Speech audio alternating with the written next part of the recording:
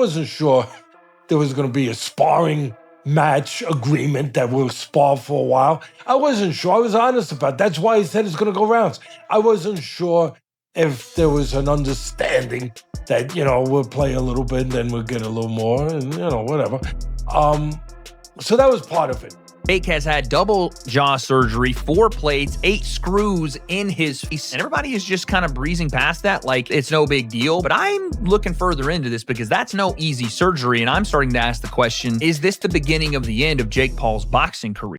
As his brother, I was just shocked. I'm in the hospital with the guy, and he's like, yo, can you make this TikTok? Can you film this for me? He's like laughing and having a good time. I have any agenda against Anthony Joshua because it feels to me like that fight, I before the fight, I was refusing to accept the principle that this fight could be scripted.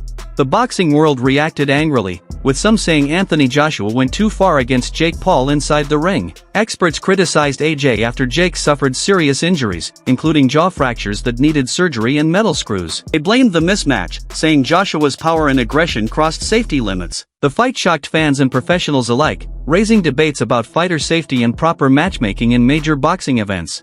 Away from the power, you could call it running, and you'll be right. You can also say it's smart for a guy Jake's size and understanding that AJ is a fucking monster. It's also smart to fight that way. It's not the most aesthetically pleasing. It was not. Analysts Brian Campbell and Shaka Majwi gave a detailed breakdown of Jake Paul's fight against Anthony Joshua, focusing on strategy and the physical damage Paul suffered. They explained that Joshua's power caused major harm, including shots that forced Jake into jaw surgery. To survive, Paul relied on movement and evasive tactics, circling the ring to avoid the ropes. This defensive style was not aggressive but helped him last longer than expected. Campbell and Majwi noted that Jake's movement saved stamina and reduced some damage, though Joshua's strength still caused visible injuries. The analyst stressed that Paul's approach showed defensive planning importance while highlighting risks of mismatched high-stakes fights.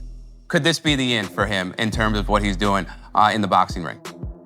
Listen, so long as people will tune in and so long as Jake Paul is paid by Netflix or any broadcaster to air his fights, we're going to see this continue. And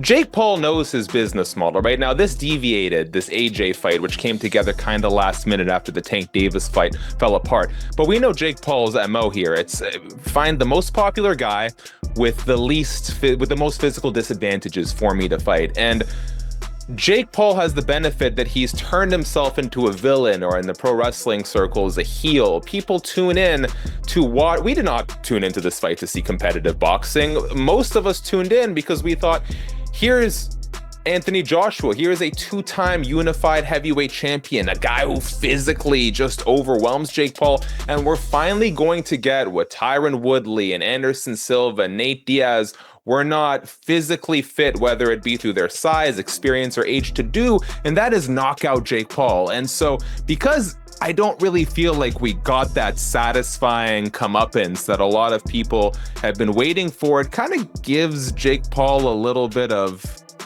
mystique, I'd almost say, to still try and string this along. Now, I don't know in terms, he says he wants to be cruiserweight champion.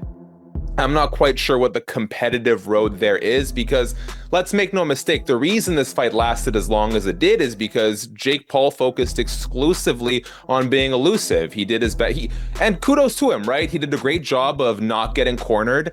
He was always on the gas until the gas sort of fell out from underneath him. And so I don't quite know, short of leveraging his popularity, how he's going to get to that title shot if he's not actually going to fight, like really fight an elite boxer. But if he's looking to make money, there's the KSI fight out there. There's the Tommy Fury rematch. There is ways for Jake Paul to... Former UFC champion Michael Bisping reacted strongly to Jake Paul's heavy loss against Anthony Joshua, calling it a professional boxing masterclass. He said Paul was completely outmatched, pointing to the accuracy and power of Joshua's punches. AJ's combinations and uppercuts gave Paul almost no space to move, exposing defensive and strategic flaws. Bisping explained that the broken jaw and punishment came from facing a much bigger, stronger, skilled opponent Paul had never met before. He added that hype and promotion cannot prepare someone for elite heavyweight boxing. While Paul lasted the rounds, Joshua's dominance showed the gap between elite fighters and celebrity boxers. In my humble opinion, because I'm a big Anthony Joshua fan. Of course, I've been a supporter for the longest time. A rather lackluster, unmotivated Anthony Joshua that didn't look like he was being particularly nasty, right? Yeah, a lot of the time he was out of range, and okay, it is hard to land a shot on someone that's backing up and moving away the whole time. And there was a lot of times where he had him in the corner and he could have thrown a shot, and sometimes he was telegraphing his shot, and anytime he did go in to throw a punch, as I said before, Jake Paul would shoot in and turn it into a wrestling match. And even when he wasn't shooting in, he was clinching a lot. This is boxing, it's not MMA as we know. The referee should have done a much better job of getting in there and separating them much, much faster. As I say, it was the 6th round. I think it was the 4th round he got dropped twice. In the 5th round he got through it. In the 6th round, caught him with the jab, and a glancing right hook. He goes down, and that was that. That was all she wrote, right? I did a live. There was about 9,000 people watching at one point. Nobody was particularly enjoying the matchup. Listen, okay? I respect both men. I respect anyone really that steps into the ring, okay? And certainly going up against Anthony Joshua, that was a tall task, okay? You know, metaphorically and figuratively, right? It was a tall task. It was a big job. It was a tough opponent. It was a mismatch, and it was, right?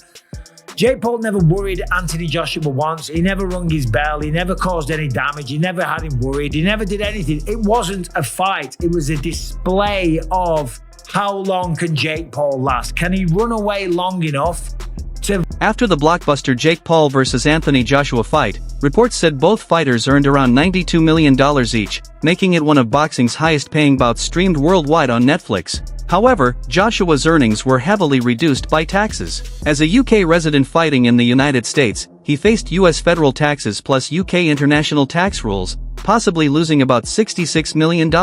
This reduced his real take-home pay far below headlines. Meanwhile, Jake Paul, as a US-based fighter, avoided UK taxes and kept more of his purse despite losing. This highlights how taxes can greatly reduce reported international boxing earnings. Has to pay, as you see here, a whopping $43 million. $43 million of his $92 million purse.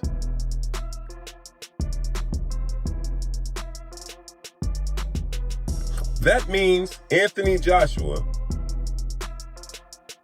was left with $49 million.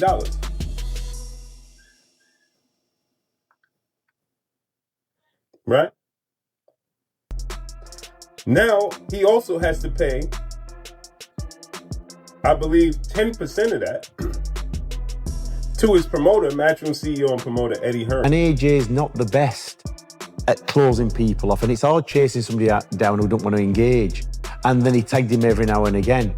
So does it look bad on him because there was one right hook that he took was a serious shot, but obviously he didn't flinch from it. But the fact that not really, because you'll take into consideration that you can get. There won't be. Look, there'll be no way. Well, Anthony Joshua thought, if he hits me, there's a possibility he's going to hurt me. And I felt a couple of shots there.